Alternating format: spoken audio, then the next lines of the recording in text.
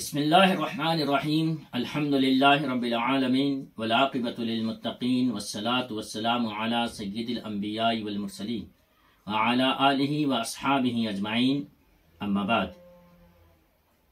ناظرین و سامعین، السلام علیکم ورحمۃ اللہ تعالی وبرکاتہ۔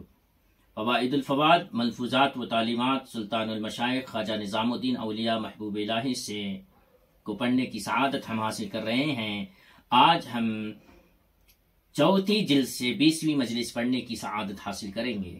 حضرت خواجہ امیر حسن اعلیٰ سجزی رحمۃ اللہ تعالی علیہ فرماتے ہیں، اسی سال ماہ مبارک رمضان کی 10 تاریخ پیر کو قدم بوسی تک رسائی ہوئی۔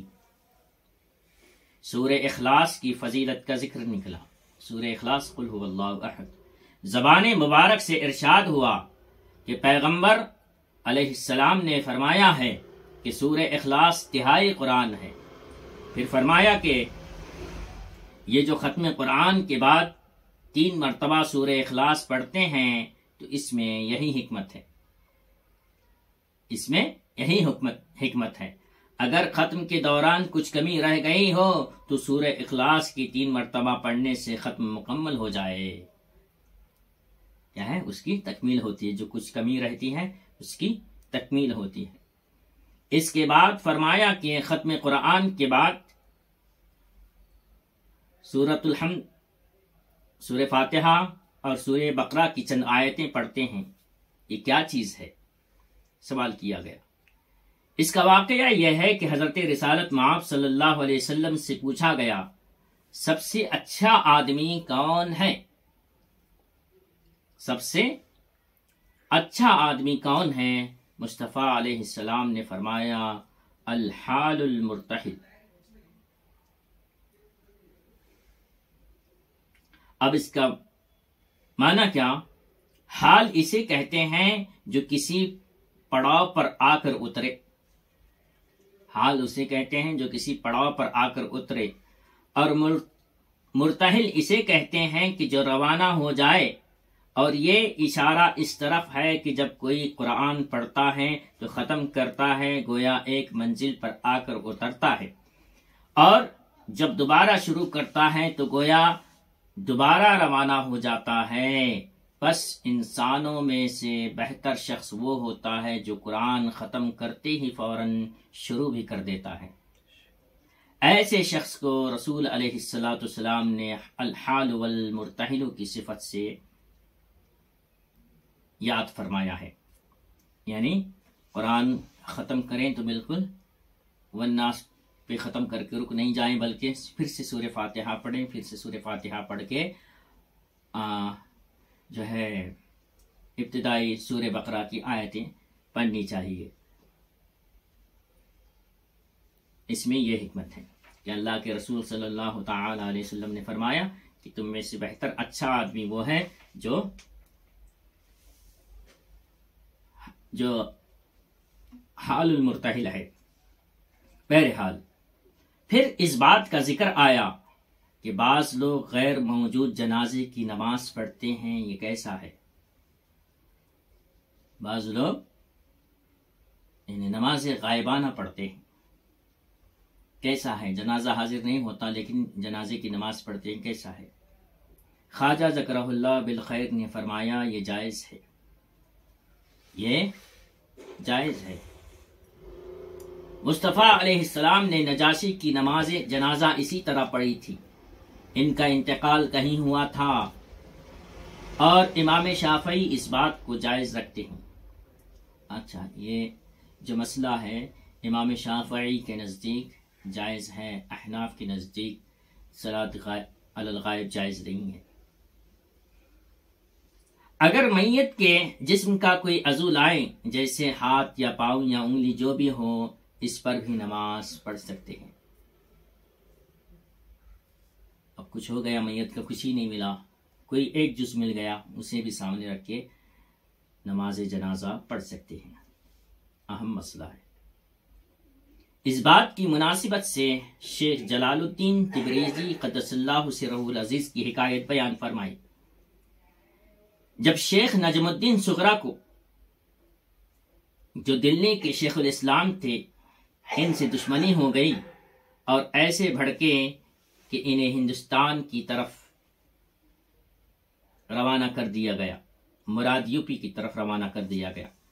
الغرض جب شیخ جلال الدین نور اللہ مرقدہ بدایوں پہنچے، ایک روز سوت ندی کے کنارے بیٹھے تھے، یکایک اٹھے، وضو تازہ کیا، حاضرین سے بولے آئیے شیخ الاسلام دہلی کے جنازے پر نماز پڑھے، کیونکہ ان کا اسی وقت انتقال ہوا ہے۔ واقعہ اس طرح ہوا تھا کہ شیخ جلال الدین رحمۃ اللہ تعالی علیہ نے زبان مبارک سے بیان فرمایا تھا۔ اس کے بعد جب نماز ادا کر چکے تو حاضرین کی طرف رک کر کے فرمایا اگر شیخ الاسلام دہلی نے ہمیں دہلی شہر سے باہر نکالا تو ہمارے شیخ نے انہیں دنیا ہی سے نکال دیا۔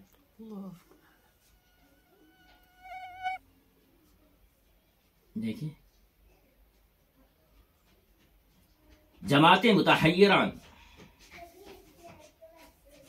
کا ذکر نکلا۔ حق تعالی میں ایسے مشغول ہوتے ہیں کہ انہیں کسی مخلوق کی خبر نہیں ہوتی، ایسے مخلوق کہ انہیں مخلوق کی کسی چیز کی خبر نہیں ہوتی۔ حاضرین میں سے ایک شخص نے حکایت بیان کی کہ میں ایک دفعہ کہیں گیا تھا، اسی طرح کے لوگوں میں 7-8 آدمیوں کو دیکھا، ٹکٹکی لگائے آسمان کو تک رہے ہیں، رات دن متحیر ہیں، مگر جس وقت نماز کا وقت آتا ہے تو نماز پڑھ لیتے ہیں، پھر متحیر ہو جاتے ہیں۔ خواجہ ذکرہ اللہ بالخیر نے فرمایا ہاں انبیاء معصوم ہوتے ہیں، اولیاء محفوظ، یہ لوگ ایسے ہی ہوتے ہیں جیسا کہ تم نے بیان کیا، اگرچہ کہ شب و روز متحیر رہتے ہیں لیکن ان کی نماز فوت نہیں ہوتی۔ حیران پریشان آسمان کی طرف ٹکٹکی باندھے آسمان کو تکے رہتے ہیں، لیکن حال ان کا یہ ہوتا ہے کہ اتنی بے ہوشی کے عالم میں، بے خودی کے عالم میں بھی ان کی نماز نہیں چھوڑتی ہے۔ اللہ والے حقیقت میں اللہ والے ایسے ہوتے ہیں۔ اس تحیر کی مناسبت سے شیخ الاسلام قطب الدین بختیار کاکی قدس اللہ سرہ العزیز کی حکایت بیان فرمائی کہ ان کو انتقال کے وقت اسی طرح 4 دن تک تحیر رہا، اور ہوا یہ تھا کہ شیخ علی سجزی رحمۃ اللہ تعالی علیہ کی خانقاہ میں قوالی تھی۔ شیخ قطب الدین نور اللہ مرقدہ تشریف فرما تھے، گانے والا قصیدہ گا رہا تھا، قصیدہ پڑھ رہا تھا۔ جب اس شعر پر پہنچا کشتگانے خنجر تسلیم را ہر زماں از غیب جانے دیگر است، خنجر تسلیم کی کشتگان کے لیے ہر زمانے میں غیب سے ایک نئی زندگی ہے۔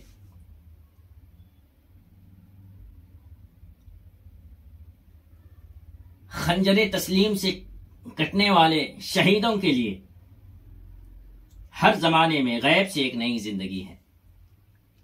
جب یہ شعر آپ نے سنا، شیخ قطب الدین قدس اللہ سرہ العزیز کو اس شعر پر کیفیت ہو گئی۔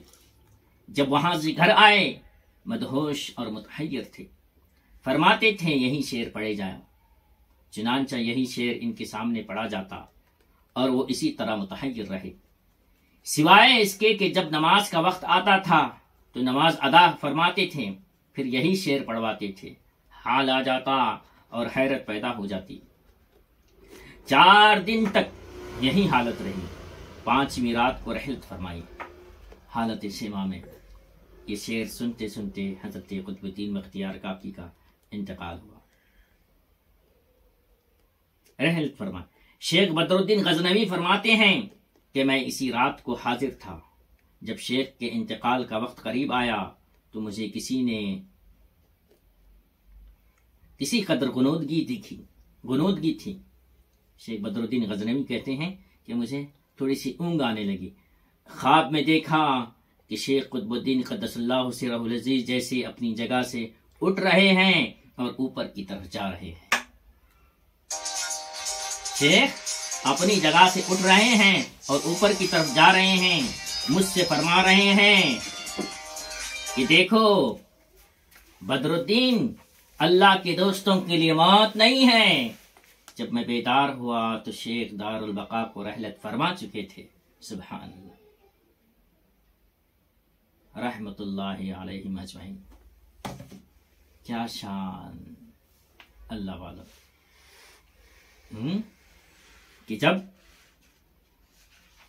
اس شعر میں حالت تحیر میں آپ کا انتقال ہوا، بدر الدین غزنوی آپ کے انتقال کے وقت فرماتے ہیں کہ مجھے کسی قدر غنودگی طاری ہوئی، نیند آ گئی تھوڑی سی، تو خواب میں دیکھا شیخ قطب الدین اپنی جگہ سے اٹھ رہے ہیں اور اوپر کی طرف جا رہے ہیں، مجھ سے فرما رہے ہیں۔ بدر الدین غزنوی کہتے ہیں کہ مجھ سے کہہ رہے ہیں، دیکھو بدر الدین، اللہ کے دوستوں کے لیے موت نہیں ہے، اللہ کے دوستوں کے لیے موت نہیں ہے، یقیناً اللہ کے دوستوں کے لیے موت نہیں ہے۔ کل نفس ذائقۃ الموت، موت کا مزہ انہیں صرف چکنا ہے۔ موت تو ہمارے تمہارے جیسوں کے لیے ہے کہ ہم مرتے ہیں، فنا ہو جاتے ہیں، ختم ہو جاتے ہیں، لیکن اللہ والوں کا یہ حال نہیں ہوتا۔ جب میں بیدار ہوا، بدر الدین غزنوی کہتے ہیں کہ جب میں بیدار ہوا تو شیخ دار البقاء کو رحلت فرما چکے تھے۔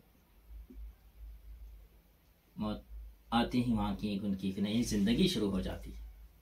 سبحان اللہ، اللہ کی بندوں کی شان بڑی نرالی ہوتی ہے۔ حضرت قطب الدین بختیار کاکی رحمۃ اللہ تعالی علیہ، جو خواجہ خواجگاں خواجہ